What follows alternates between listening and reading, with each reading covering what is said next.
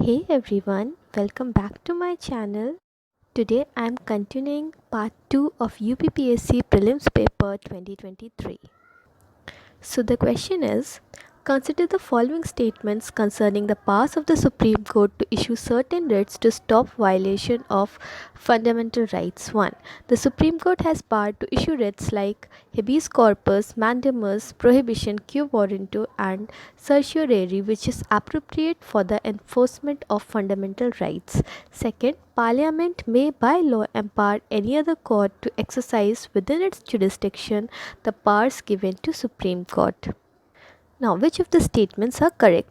So the first is जी हाँ Supreme court के पास पावर होती है कि वो ये 5 रिट्स इशू कर सकता है किसके लिए फंडामेंटल राइट्स को इन्फोर्स करने के लिए and the second point is and the second point कि पार्लियामेंट दूसरे कोर्ट को भी एम्पावर कर सकता है उसी पास के लिए जो कि सुप्रीम कोर्ट के पास है. सो both 1 and 2 are correct. Okay, so now moving to the next question, it is match the following. So article 324, article 315, article 280, article 338, and the list 2 is National Commission for Scheduled Caste, Finance Commission, Public Service Commission and the Election Commission. So guys, if you know very well that point C, article 280, article 280 is of Finance Commission, that is seeker 2.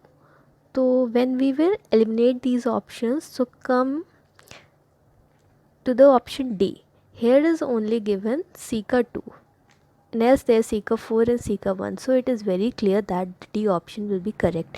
Still I'll make you clear about the rest articles. So article 324 is of Election Commission. Article 315 is of Public Service Commission. Article 338 is of National Commission for Scheduled Caste and Article 280, as you all know very well, it's of Finance Commission. Next question, with reference to the representation of Uttar Pradesh in Parliament, which of the following statements are correct? 1. Uttar Pradesh has 31 seats allotted for Rajya Sabha. Next, 80 members of Lok Sabha are elected from Uttar Pradesh. So this is a very factual based question. As you can see, numbers are mentioned, 31 seats and 80 members of Lok Sabha. So if you know, you know, and if you don't know, you don't know. So how to solve this question is basically what I can suggest you is, see, in both the options the data is factual, right? So it may be wrong or it may be right. So coming to the fact part, that is the number part, I may say to you to correct it, as both will be correct, both 1 and 2. Okay. Now the next question. With reference to the post and secretariat of the parliament, which is correct? 1. Common post may be created for the secretariat of each house of parliament. Second, the parliament has right to regulate the service conditions of secretariat staff of either house of it. तो मैं आपको बता दूं, जो article 98 होता है हमारा constitution का, वो क्या कहता है कि हर हाउस का अपना एक अलग सेक्रेटेरियल स्टाफ होना चाहिए. ठीक है. And president may, after consultation with the speaker of the house or the chairman of the council of states, क्या कर सकता है प्रेसिडेंट, कंसल्ट करने के बाद स्पीकर से या फिर चेयरमैन से रूल्स फॉर्म कर सकता है जो कि रिक्रूटमेंट और कंडीशंस जो होती हैं service of persons appointed to the secretarial staff of the House of the People और द काउंसिल ऑफ स्टेट्स, तो वो फॉर्म कर सकता है रूल्स. और थर्ड पॉइंट, पार्लियामेंट के पास राइट होता है कि वो कोई भी सर्विस कंडीशंस फ्रेम कर सकती है सेक्रेटेरिएट स्टाफ के लिए. So now coming to the question, both 1 and 2 are correct. Next question, with reference to Union Finance Commission, which is correct? 1. Finance Commission has a chairman and 6 members. Second, it submits its report to the Niti Aayog. So constitution के according जो commission है हर 5 years में appoint होता है, सबको पता है. ठीक है. जिसमें क्या होता है, एक चेयरमैन होता है और 4 अदर मेंबर्स होते हैं. ठीक. So the option 1 is wrong because it is written that it has 6 members, so the members are 4. Next point, it submits its report to the NITI Aayog. तो आप थोड़ा सा भी लॉजिक यूज़ करेंगे तो union finance commission NITI Aayog जैसी बॉडी को अपनी रिपोर्ट क्यों सबमिट करेगा? So it is also wrong. So neither one nor two. Next question, with reference to the Attorney General of India, which is correct? A person is appointed as Attorney General who is qualified to be appointed as a judge of the Supreme Court. Second, the Attorney General can be removed to the same process as the judges of the Supreme Court. तो पहला कह रहा है कि जो person जो attorney general as a attorney general appoint होगा तो वो क्या क्वालिफाई है, उसकी क्वालिफिकेशन क्या होगी कि अगर वो सुप्रीम कोर्ट का जज है तो उसे अपॉइंट किया जा सकता है। ठीक है, हाँ तो जी हाँ ये करेक्ट है। Second point, the attorney general can be remove through the same process the जजेस ऑफ द सुप्रीम कोर्ट। कि अटॉर्नी जनरल को सेम प्रोसेस से रिमूव किया जा सकता है जैसे सुप्रीम कोर्ट के जजेस को रिमूव करते हैं।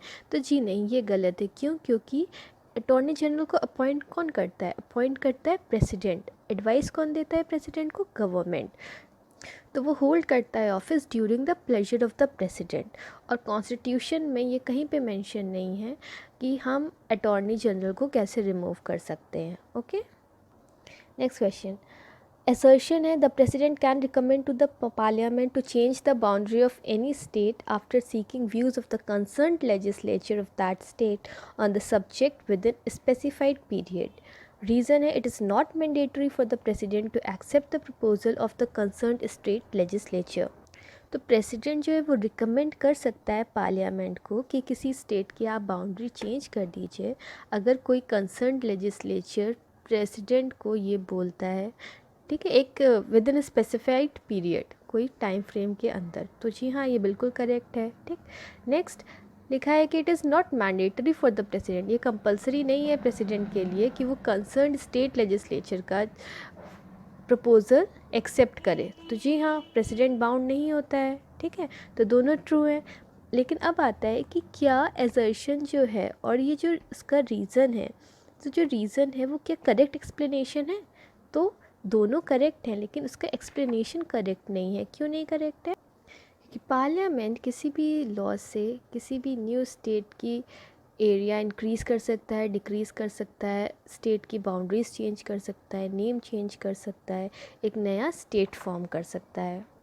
नेक्स्ट इसको क्रोनोलॉजिकल ऑर्डर में अरेंज करना है। So one, appointment of the drafting committee. Second, Indian constitution was adopted and enacted. Third, date of commencement of Indian constitution. Fourth, constitution assembly first met. तो सबसे पहले बात करते हैं हम, जब जैसे सपोज़ आपको पिकनिक पे कहीं जाना है तो जब 2-3 लोग मिलेंगे तब वो एक प्लान बनाएंगे, फिर उसको एग्जीक्यूट करेंगे, राइट? तो सबसे पहले यहाँ पे आते हैं कॉन्स्टिट्यूशन असेंबली फर्स्ट मेट। सबसे पहले क्या हुआ? कॉन्स्टिट्यूशन असेंबली मिली, तो fourth one is correct. Next, first appointment of the drafting committee. फिर जब वो मिले तो उन्होंने एक ड्राफ्टिंग कमेटी अपॉइंट की। Second, Indian constitution was adopted and enacted. Indian constitution को अडॉप्ट कर लिया गया। And last will be the third one, date of commencement of Indian constitution. अब जब इंडियन कॉन्स्टिट्यूशन फ्रेम हो गया, अडॉप्ट कर लिया, तो हमने बता दिया कि उसकी डेट ऑफ कमेंसमेंट क्या रहेगी। Okay, moving to the next question, assertion the president is a part of the parliament. सबको पता है कि प्रेसिडेंट पार्ट होता है, is an integral part of the parliament. Okay, assertion is right. Reason, a bill passed by the two houses of the parliament can not become a law without the assent of the president. It is also true. अब president क्योंकि integral part है parliament का, तो जो bill pass हुआ है दोनों houses से वो तब तक लॉ नहीं बन सकता जब तक प्रेसिडेंट अपनी एसेंट नहीं दे। तो उसका रीज़न भी बिल्कुल वैलिड है। तो both A and R are true and R is correct explanation of A. Now, with reference to the composition of the Legislative Council in a state of India, which of the following statements are correct? 1. In the Legislative Council, there may not be more than 1/3 member of the total membership of the Legislative Assembly of that state. Second, the Legislative Council of a state must have at least 40 members in it.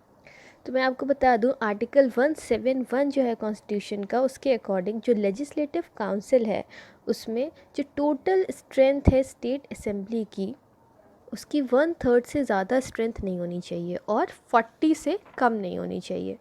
कौन से article के according? According to article 171। तो जी हाँ दोनों options correct हैं हमारे। So both 1 and 2। Now further moving to the next question, with reference to the joint sitting of parliament which statement is a correct. यहाँ पे जॉइंट सिटिंग की बात कर रहा है पार्लियामेंट की। तो the first option is Article 109 provides for the joint sitting of both houses in certain cases. Second, the speaker presides the joint sitting of the two houses of parliament. पहला कह रहा है आर्टिकल 109 कॉन्स्टिट्यूशन में दिया है कि वो joint sitting के बारे में बात करता है, और सेकंड कह रहा है स्पीकर जो है जब जॉइंट सिटिंग होती है तो प्रिसाइड कौन करता है, स्पीकर करता है। तो कौन सा सही है, yes correct, only two. Speaker preside करता है, दैट इज़ करेक्ट। लेकिन आर्टिकल 108 होता है कॉन्स्टिट्यूशन में जो कि बताता है हमें जॉइंट सिटिंग के बारे में। आर्टिकल 109 किसका है, आर्टिकल 109 है मनी बिल से रिलेटेड। ठीक है, आप लोग को याद आया।